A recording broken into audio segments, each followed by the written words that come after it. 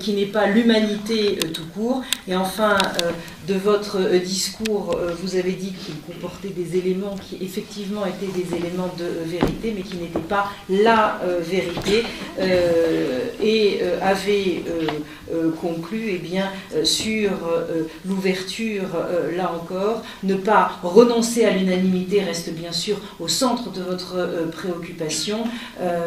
Vous ne renoncez pas à l'unanimité et vous ne prétendez pas donc l'avoir obtenu. Il me semble que voilà, on est à peu près dans l'essence de ce que vous avez dit. Bravo.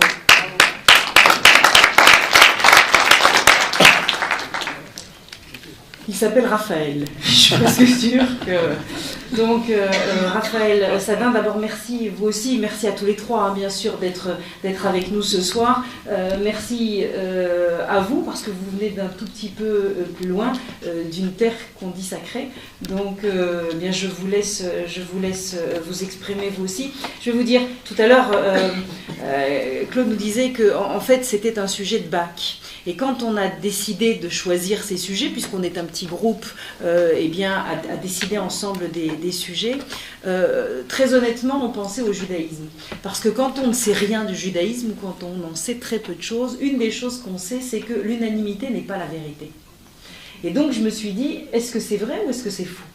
Et le sujet est né comme ça, en se disant, mais est-ce que c'est un vieux mythe comme ça, ou est-ce que effectivement, dans le judaïsme, l'unanimité n'est pas un critère de vérité. Donc c'était pas tant au baccalauréat qu'on pensait qu'à nos vieux souvenirs d'enfance. Et puis comme il faut toujours régler ses comptes avec ses vieux souvenirs d'enfance, ben voilà, on vous a désigné, Raphaël. Merci. Oui, effectivement, il y a cette idée que le judaïsme pense que l'unanimité ne fait pas du tout la vérité. Elle vient, cette idée, d'un fait très précis. D'après la loi juive, quand on a un tribunal de 23 personnes qui jugent un coupable, enfin en tous les cas quelqu'un qui est présumé coupable, si les 23 juges proclament qu'il est coupable, on l'innocente automatiquement, en considérant que c'est impossible qu'un juge n'ait pas pu trouver que c'est une perspective qui rendrait innocent cette personne. D'où l'idée que l'unanimité ne serait pas un facteur de vérité. Mais plus profondément, c'est effectivement très vrai. Je veux juste rebondir très rapidement sur ce que mes prédécesseurs ont dit. Effectivement, je pense que M. Rivlin, et on va avoir un débat, a exposé une théorie du relativisme qui, donc, forcément, est critiquable d'un point de vue religieux, puisque, et je pense que le problème viendrait d'une définition de la vérité qui serait un rapport, un compte-rendu logique ou conceptuel qui correspondrait à une réalité. Mais il faudrait peut-être se poser, puisque c'est une soirée philosophique, une question peut-être philosophique, comment se fait-il que l'homme soit intéressé à la notion de vérité ? Qu'est-ce qui fait que l'on puisse communiquer ? Qu'est-ce qui fait qu'il y a des principes de base qui fait que quelque chose est faux, bien, beau ou pas beau ? Dans le judaïsme aussi, ce rapport à la beauté, à la vérité et au bien est très intimement lié, dans la mesure où on ne peut considérer aucun discours, aucun dialogue, aucune recherche, aucun concept qui n'assumerait pas, ou qui n'aurait pas comme catégorie a priori, la notion de vérité. Puisque dans ce cas, si tout serait extraordinairement relatif, lié à un lieu, à une époque, à une mentalité, il n'y aurait plus de discours, il n'y aurait plus de dialogue, puisque tout serait une affaire de goût, bien que Nietzsche ait dit contre le proverbe les couleurs et les goûts ça ne se discute pas, et Nietzsche disait c'est la seule chose qui se discute, et il avait raison, mais il avait raison d'un point de vue parce qu'il essayait de trouver le point originel qui fait une différence de perception du réel, des concepts et des rapports humains. Donc déjà le relativisme est impossible, il est impossible par le fait même que quand on est relativiste on affirme une idée qui se présente comme une idée qui se présente sous le relativisme. Et donc, c'est quelque chose qui se mord la queue en logique et qui ne tient pas debout. Mais je pense qu'il faut donc penser la vérité, non pas simplement en termes d'un discours qui rendrait compte du réel, mais d'une attitude cognitive, émotionnelle, spirituelle, d'une possibilité à l'homme de se lier à quelque chose qui est plus grand que lui. Il y a, on a lu dans les synagogues ces derniers temps l'ouverture de la mer Rouge. Or, on dit que la mer Rouge, quand elle s'est ouverte, l'eau, toutes les eaux du monde se sont ouvertes, et la force numérique de l'eau, Maïm en hébreu, c'est 90. Quand elle est divisée en deux, ça fait 45, et 45, c'est la force numérique de l'homme. Comme si on voulait nous dire qu'une fois qu'on divise l'eau, qui est le synonyme de la matière, il y a l'éruption d'un homme. La capacité, l'homme, l'intelligence s'exprime, Adam, Chochma, l'étonnement, Ma, c'est aussi 45, la même force numérique que l'homme. Ça veut dire cette capacité justement d'être concerné par quelque chose d'autre que l'évidence. Et il y a un très beau, puisqu'on m'a invité en tant que rabbin, j'imagine, et le rabbin, comme disait Lévinas, le judaïsme, c'est pas l'Ancien Testament, c'est l'Ancien Testament vu par les yeux des rabbins, enfin des grands initiés, ça veut dire par le Talmud. Or le Talmud nous dit qu'il y a eu cette problématique à exister il y a déjà plus de 3000 ans, où un homme qui s'appelait Nimrod, un personnage biblique, a décidé de combattre Dieu. Et pour cela, il a décidé justement d'utiliser la clé de l'unanimité, en liant à lui toute l'humanité contre Dieu, en disant, en faisant un pari tout à fait original, en disant Dieu a créé l'homme libre, si on s'unit tous contre lui, on va le piéger, puisqu'il a créé l'homme libre, il ne pourra pas changer les règles du jeu. Donc on va s'unir tous contre Dieu, et à ce moment-là, il ne pourra plus rien faire, on sera tous des méchants, on sera tous des affreux jojo, et dans ce cas-là, Dieu sera piégé à son propre jeu. Et un des conseillers de Nimrod a dit, on a un problème. Déjà à l'époque, les problèmes, c'était les Juifs. Il y a un problème. C'est que Abraham, et d'ailleurs le mot hébreu vient de là, hébreu Ever, Anahar, au-delà du fleuve, il y a un homme qui rentre pas dans la combine. Il s'appelle Abraham, Avinu, Abraham le père, c'est le père à nous tous d'ailleurs, et lui il n'est pas d'accord. Et Nimrod, d'un revers de main, dit Predazo el Atid, cette mule n'a pas de futur, puisqu'il n'avait pas d'enfant à l'époque, il était stérile. Donc il ne compte pas. Il ne compte pas. Il ne compte pas comme concurrence à l'humanité entière. Or, si un journaliste, ou nous-mêmes, étions au bord du fleuve, en voyant Abraham avec son âne et son bâton, seul, contre l'humanité entière, personne n'aurait mis un copec sur l'avenir d'Abraham. Tout le monde aurait dit la force militaire, la force politique, la force idéologique, toute la philosophie, toute la scola. Tout le monde est derrière Nimrod. Et ce pauvre type, tout seul avec son âne, il ne peut pas concurrencer cette force-là. Or, 3500 ans plus tard, le seul souvenir de Nimrod, c'est nous qui en parlons. Et toute l'humanité est basée sur Abraham Avinu.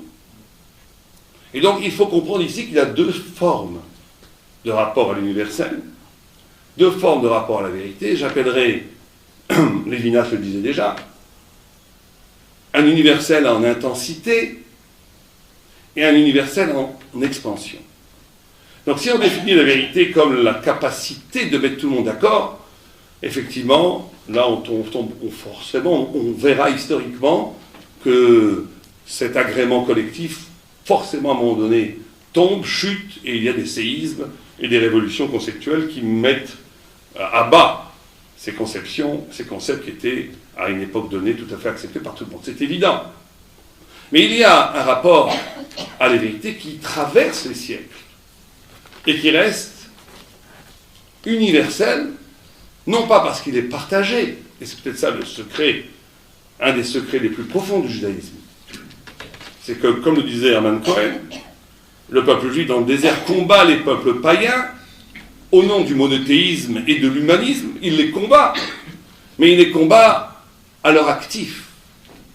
Parce que la vérité, si elle est vraiment vraie, elle porte le secret de chaque chose et l'espoir de chaque chose. Et donc il y a un rapport à la vérité qui n'est pas forcément partageable à un moment donné historique. Et il y a des textes très très forts dans la Kabbalah, dans le Talmud, qui présentent une définition qui me paraît la plus efficace du messianisme, puisque vous avez parlé du messianisme. Le messianisme serait l'accord total à un moment donné entre la réalité et la vérité. Mais bien entendu, tant que le Messie n'est pas arrivé, il y a une distorsion entre cette vérité et cette réalité. Et de vouloir faire l'économie de cette distorsion, c'est tomber dans un mensonge, même si on le fait au nom de la vérité. C'est-à-dire qu'à un moment donné, il y a une vérité essentielle qui porte le secret aussi bien du passé que du futur, qui porte dans son intensité même la clé du secret de chaque chose, mais qui n'est pas aujourd'hui révélable, qui n'est pas aujourd'hui décelable, qui n'est pas aujourd'hui exposable.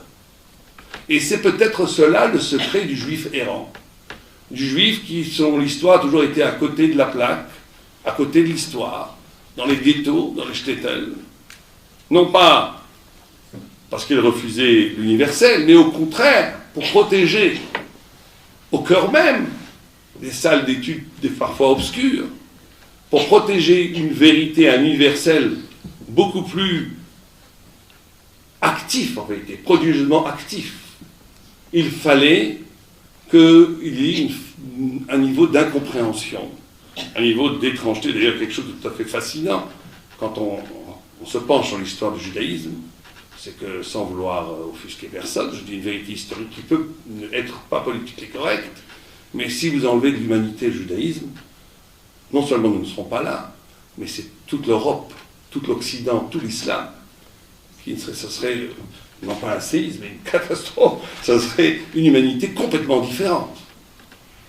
On voit comment le judaïsme a été prodigieusement actif dans la façon dont il a façonné des civilisations entières. Et pourtant, il reste la religion la moins connue. La moins connue. Et peut-être la plus difficilement accessible à celui qui n'étudie pas de façon initiée selon la tradition judaïque. Ce paradoxe est formidable. Formidable.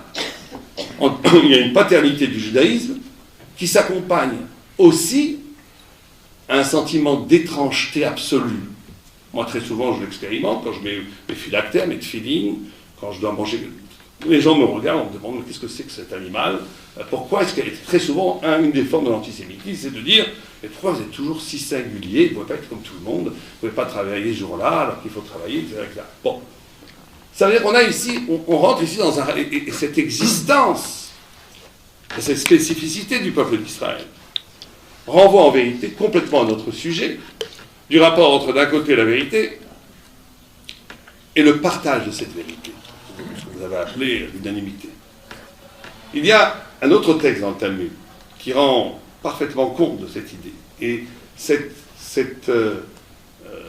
séisme, cette distorsion, existe au sein même de l'académie talmudique, puisqu'il y a un texte très, très célèbre qu'on trouve dans le traité Baba Metzia, où, à un moment donné, il y a une discussion entre les sages, on n'a pas le temps d'exposer, c'est un sujet très intéressant, mais est-ce que, sur un sujet, bon, et tout d'un coup, il y a une seule personne, seule, Rabbi Eliezer, qui est seul contre tous les 119 autres, ou les 69, c'est pas clair comment ils étaient à l'époque, rabbins, qui ne sont pas juste des rabbins, qui sont des grands initiés capables, d'après les textes talmudiques, de faire des miracles, etc., etc.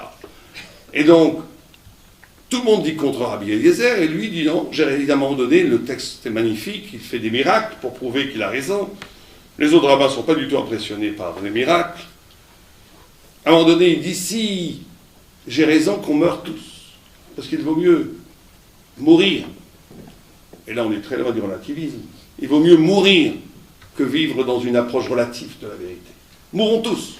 Et les murs commencent à s'écrouler. Et Rabbi Yoshua, qui était son interlocuteur principal dans ce débat, se lève et dit, parle au mur. Et dit au mur, c'est pas parce que les sages s'affrontent sur la notion de vérité que vous devez intervenir. Et les murs s'arrêtent de tomber, mais ne se redressent pas. Là, le Talmud nous dit par respect pour Rabbi Eliezer, il ne se redresse pas, par respect pour Rabbi Yoshua, il ne tombe pas. Et la Gemara dit une phrase extraordinaire, elle dit « Et ces murs sont encore penchés ». Si ces murs ne sont pas penchés, vous n'êtes pas dans une vraie maison d'études. Comme s'il y avait une tension, une violence métaphysique du haut, une vérité métaphysique du haut, qui viendrait s'opposer à une vérité humaine, et cette tension entre ces deux formes de vérité, qui serait l'universel absolu, la vérité de Dieu, et la vérité captée par des hommes, et je répète ce mot parce qu'il est essentiel, initié, c'est-à-dire pas je pense que je pense, et je ne pense pas ce que je pense, parce que ce que je pense n'est que le résultat de ce que j'ai lu dans les journaux, ce que j'ai vu à la télé, ce que j'ai entendu de ma grand-mère. Là, on n'est pas dans une vraie parole de vérité. Je parle que même dans une vraie parole initiée de vérité, il y aura à un moment donné une distorsion entre la violence métaphysique de la parole du Dieu et la compréhension cognitive de l'homme. Et il faut que ce mur reste penché. Et après, Rabbi Eliezer est tellement offusqué, il dit si j'ai raison, alors que Dieu vient de me dire lui-même que j'ai raison. Et il convoque Dieu lui-même. Et Dieu vient, il dit Malachem, im Rabbi Eliezer, shalacha kamouk, bechol davar. Qu'est-ce que vous bagarrez avec Rabbi Eliezer? La loi et la vérité est comme lui en toutes choses. Au point où les sages nous disent que peut-être que Rabbi Eliezer était la réincarnation de Moïse. Si vous entendez Dieu qui vous dit la vérité comme Rabbi Eliezer, on parle ici de rabbins, on parle de gens très pieux, pas du tout impressionnés. Ils ont dit l'eau Shamaïmi, la Torah n'est pas au ciel, elle a été donnée au Sinaï, et le niveau de révélation du Sinaï étant maximal, il ne peut pas y avoir une autre révélation qui vient contredire celle du Sinaï. Et dans le Sinaï, il est écrit qu'on va d'après la majorité. Peut-être pas l'unanimité, mais on va d'après la majorité du tribunal. Donc, allant dans la majorité du tribunal, nous décidons